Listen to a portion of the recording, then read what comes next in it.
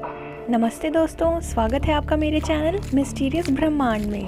आज के टाइम में पूरी दुनिया कोरोना महामारी से लड़ रही है। ऐसे में ही डॉक्टर्स और वैज्ञानिक अपनी जी जान लगा रहे हैं ताकि इस वायरस का तोड़ निकाला जा सके। इसी बीच एक आशा की किरण देखने को मिली जिसका नाम कॉन्वेलेसेंट प्लाज्मा थेरेपी है।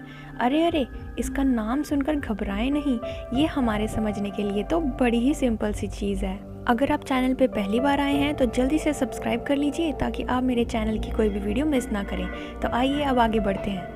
बेसिकली ये सारा खेल एंटीबॉडीज़ का है। चलिए इसे कोरोना के कॉन्टेक्स्ट में रखकर बात करते हैं। जब भी कोई कोविड-19 पेशेंट रिकवर होता है तो उसके शरीर में एंटीबॉडीज़ डेवलप होते हैं जो कि बॉडी का इम्यून रिस्पॉन्स होता है किसी भी वायरस को शरीर से मारकर निकाल फेंकने के लिए। अब प्लाज्मा थेरेपी को समझने से पहले आपको ये समझना होगा कि हमारे खून में प्लाज्मा, आरबीसी, डब्ल्यूबीसी और प्लेटलेट्स होते हैं जिनमें से प्लाज्मा लिक्विड फॉर्म में होता है जो इन सेल्स को कैरी करता है। तो अब इस थेरेपी में कोविड-19 से ठीक हुए मरीज़ का ब्लड लिया जाता है ताकि उसे उन मरीज़ों को दिया जा सके जो कोविड-19 से संक्रमित हैं।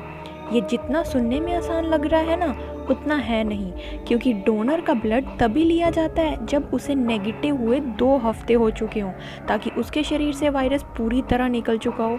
और इसके साथ ही साथ लिए गए खून का टेस्ट किया जाता है ताकि इस बात की पुष्टि की जा सके कि कहीं खून में hepatitis B, hepatitis C, HIV या किसी और वायरल इन्फेक्शन का कोई सोर्स तो नहीं। इन सब के बाद ही खून को एक प्रोसेस से गुजारा जाता है जिसमें उसमें से प्लाज्मा निकाला जाता है और बाकी सेल्स डोनर के शरीर में डाल दिए जाते हैं। अब जब प्लाज्मा निकाल लिया गया हो, इस लिक्विड को सिर्फ उन मरीजों को दिया जाता है जो बहुत ही गंभीर हालत में हो। इससे उनके शरीर में एंटीबॉडीज़ की मात्रा बढ़ जाती है और वह वायरस से लड़ने में सक्षम होते हैं। अब ये सब तो ठीक है, लेकिन आज भी ये सवाल बना हुआ है कि कौन से मरीज़ को कितनी एंटीबॉडीज़ की ज़रूरत होगी।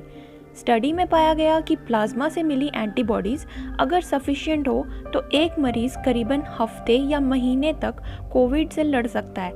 ये तो हो गई पॉजिटिव बातें।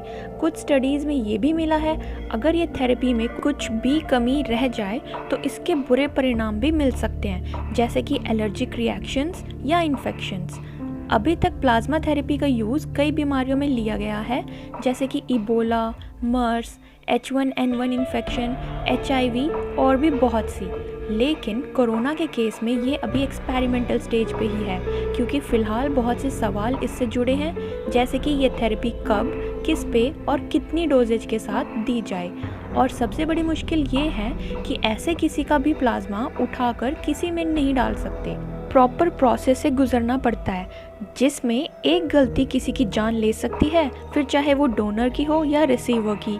इंडिया के पास ब्लड ट्रांसफ्यूजन से रिलेटेड इंफ्रास्ट्रक्चर तो है, लेकिन इस थेरेपी के अभी भी बड़े पैमाने पे क्लिनिकल ट्रायल्स की ज़रूरत है ताकि इसके परिणाम को अच्छे से देखा जा सके। आशा करती हूँ आपको वीडियो पसंद आई होगी। ऐसी ही और वीडियोस पाने के लिए सब्सक्राइब करें मेरे चैनल को और जाते जाते घंटा बजाना मत भूलना।